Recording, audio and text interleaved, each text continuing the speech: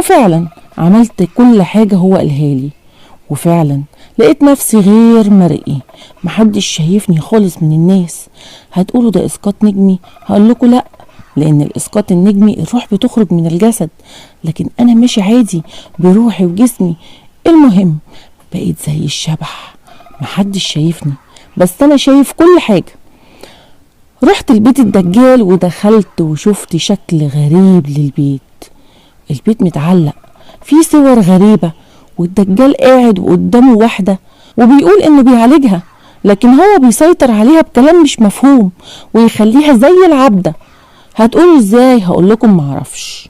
سبت ورجعت البيت وعملت نفس الطريقة اني ارجع زي ما كنت تاني، ورجعت فعلا وبقيت مرئي للناس. وقعدت افكر هو كان بيعمل كده ليه وازاي. شتت تفكيري صوت خبط في الصالة، طلعت ملقتش حاجة بس حاسس بحاجة غير طبيعية. قلبي فضل يدق بسرعة. دخلت الأوضة بسرعة وقفلت على نفسي الأوضة. عدت ساعة من غير ما يحصل أي حاجة.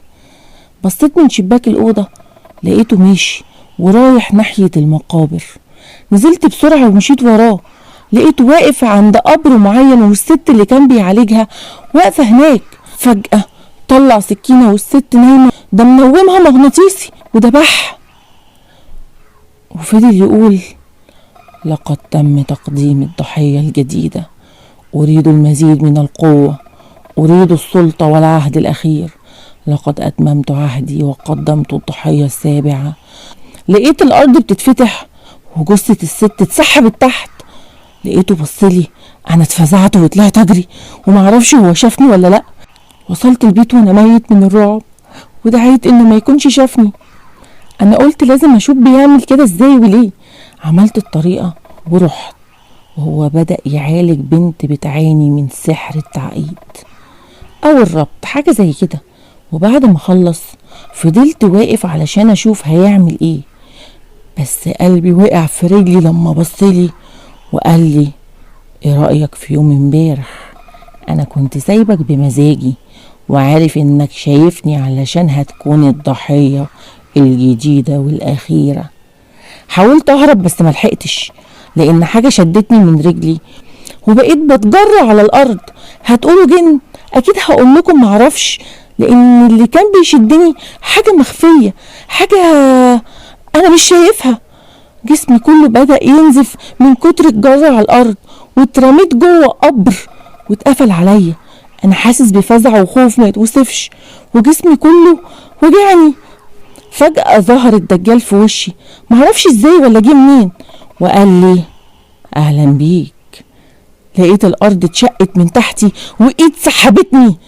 كمية الوجع في جسمي ما تتوصفش. وقعت على أرض فاضية والدنيا من حواليا ضلمة، والدجال واقف وراه كائن اسود ضخم. والدجال قال الضحية الأخيرة هنقدمها، لأن الضحية الأخيرة في مقابل العهد الأخير. فجأة بدأت حاجات تظهر من الأرض وتدخل جوه جسمي. حسيت بأن جسمي بيتحرق، وقعت على الأرض. خلاص أنا بموت. سلمت أمري لربنا وقلت أشهد أن لا إله إلا الله وأن محمدا رسول الله. فجأة فقت لقيت نفسي في بيت الدجال، وقال لي دي كانت قرصة ودن صغيرة، لكن لو حاولت تتدخل تاني في حاجة هتشوف الجحيم بعينك، هتشوف اللي عمرك ما شفته. ورماني بره البيت. أنا دلوقتي قاعد في المستشفى وجسمي كله متربط بشاش، وكمان أنا السبب في موت الست اللي الدجال موتها. الشرطة لقت سلاح الجريمة في شقتي وعليه بصماتي، والتقرير مكتوب فيه واحنا بنمسك المجرم حاول ينتحر. يعني هطلع من المستشفى على السجن. أنا حكيت قصتي وواحد كان معايا في السجن هو الوحيد اللي صدقني، إنما الباقي قال عليا بيحاول يعمل نفسه مجنون عشان ما يتعدمش. هو صحيح أنا مجنون وده ما حصلش ولا حصل؟ والدجال لبسها لي عشان حاولت أعرف كل حاجة عنه، وكمان كنت هبلغ عنه وعن اللي بيعمله في الناس.